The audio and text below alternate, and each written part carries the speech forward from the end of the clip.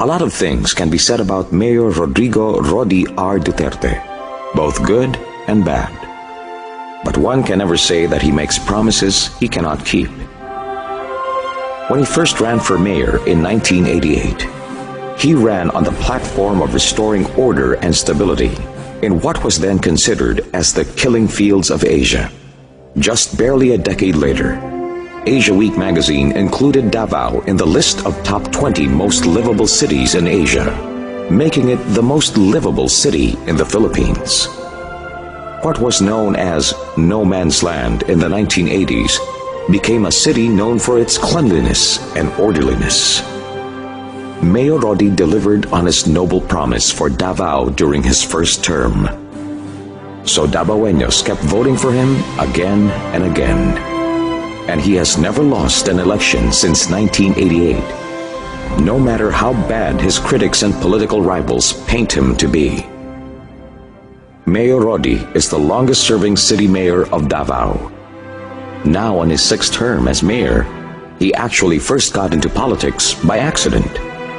Son of the late Governor Vicente Duterte, the last governor of the still undivided Davao province, Mayor Rodi was a reluctant politician who believed that becoming mayor, like the presidency of the republic, has a lot to do with destiny.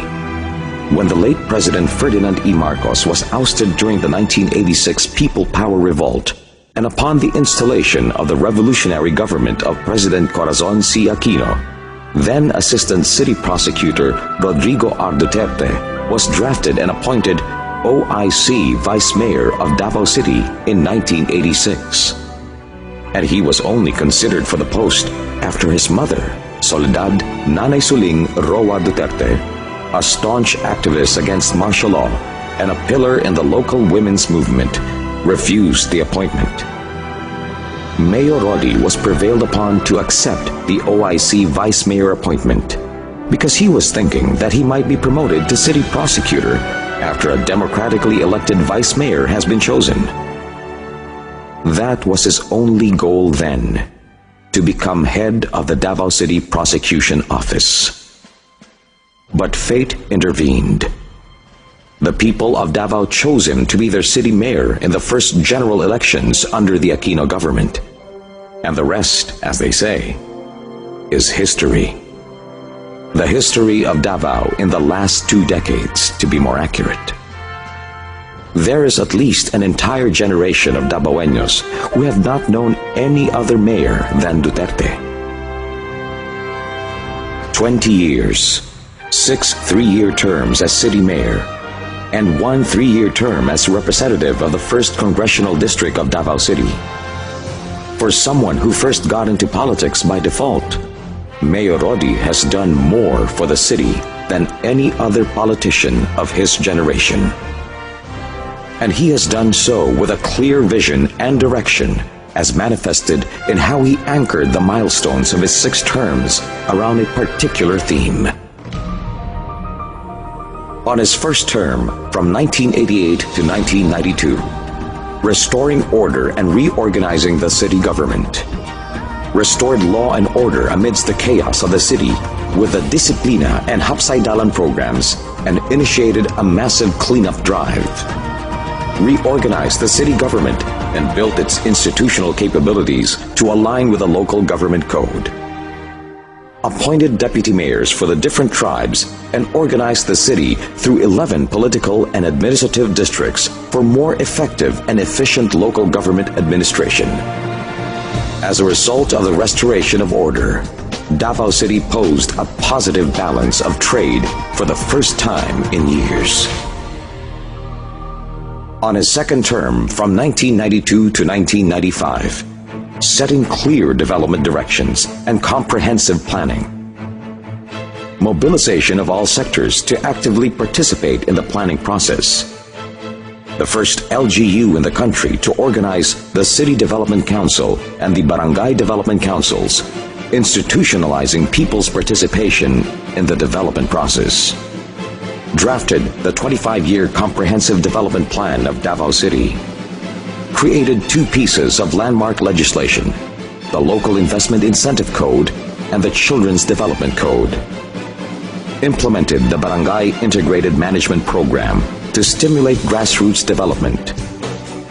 And the city hit the 1 billion peso mark in terms of local revenues.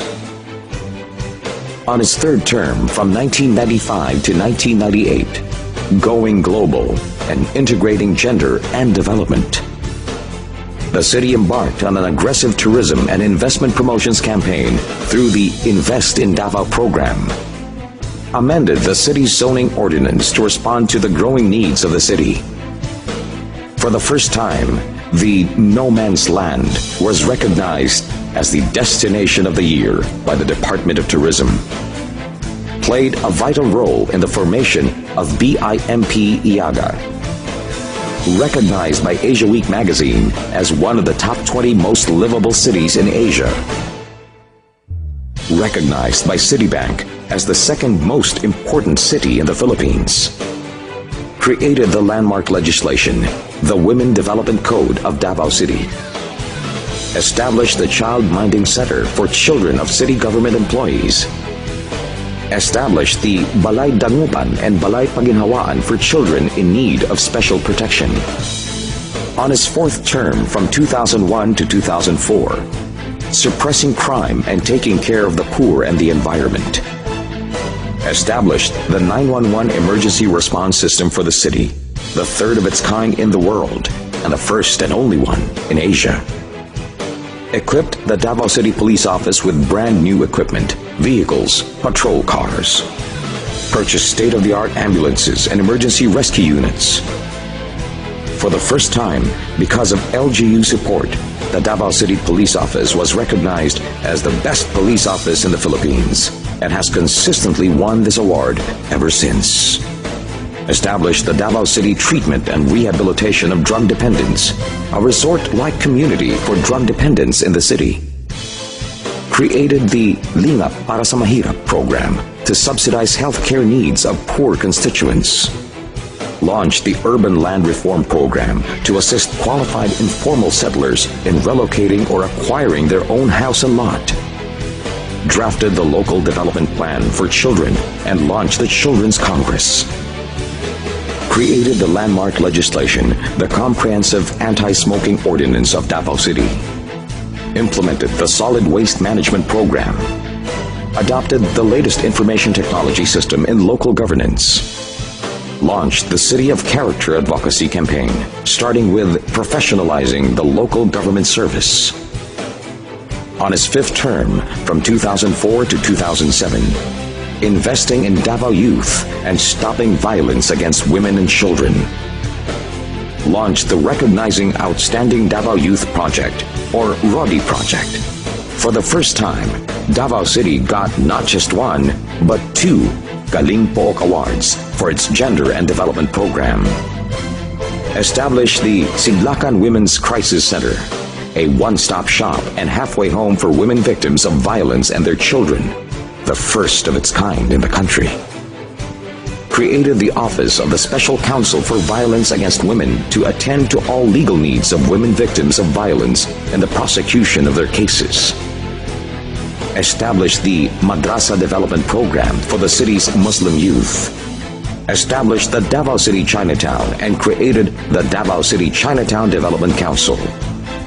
Purchased new garbage bins and new equipment for its solid waste management program. Established the Ray of Hope Village in Maa City Jail for women detainees, the first of its kind in the country. On its sixth term, from 2007 to 2010, building new infrastructure and nourishing the city's soul. Implemented the adaptive traffic control system in the city's major intersections. Started the urban drainage and flood control system. Intensified watershed rehabilitation and coastal resource management. Built more farm-to-market roads and alternative road system network. Established Damlag Home for Boys as a response to problems arising in the juvenile justice law. Developed the old PTA grounds into a new city landmark, the People's Park. Established the Museo Davaoeño. Launched the Davao program to establish Davao City as the culture capital of the Philippines. launched the Scholarship for Tertiary Education Program, or STEP, implemented the Mobile Early Childhood Care and Development Units in the barangays, a mobile preschool and daycare, launched the Magnegosyo Taday and Magnegosyo Tabay, social entrepreneurship programs to address poverty and stimulate the grassroots economy. Clearly, the Duterte administration is not all about order and security. It is not just an end in itself, but a means to a greater goal: restoring order and securing the law-abiding citizens and visitors of Davao were the prerequisites for the city's growth and development. When the people are safe and secure, they are able to realize their potentials and fulfill their promise. More than being the Punisher, as Time magazine called Mayor Rodi, he is also the generous provider who mobilizes Davao's resources to take care of the poor, the sick, and the hungry. Whether they are residents of the city or not, whether they voted for him or campaigned against him, he is the just leader who fights for the defenseless, the helpless, and the hopeless. He encourages open dialogue among his multicultural constituents and promotes diversity. He values honesty and truth and protects every person's right to express his or her opinion, even if it disagrees with his own. He is also the great problem solver, as he personally listens and attends to all his constituents' problems, from the most mundane to the most complex of issues. The people of Davao are spoiled that way. They really believe that everything can be given by Mayor Rodi, and all their problems will be solved by him instantly, which would sometimes make the mayor sigh and say, "I am not God. I cannot do everything." Indeed, Mayor Rodi Duterte is not God. But for most of the masses who love him and keep voting for him again and again, he is their Moses, who led them to the promised land of what Davao is today.